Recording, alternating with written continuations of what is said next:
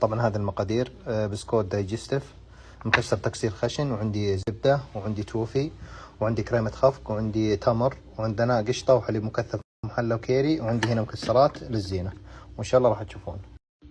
هذا شكله بعد ما خلطناه على النار وتجانس زي ما انتم شايفين. هذا شكله الحين نصبه بالسخان. الطبقة الثانية طبعا نوزع الدايجستيف المجروش. وزعنا البسكوت بالشكل هذا. الحين نضيف الزبدة فوق البسكوت. غطينا البسكوت بالتمر زي ما انتم شايفين بالشكل هذا، وباقي عندنا الطبق اللي هي الكيري والنسترة والقشطة. بعدها ندخلها الفرن يتماسك، وبعدين نزينه بالمكسرات وتشوفون.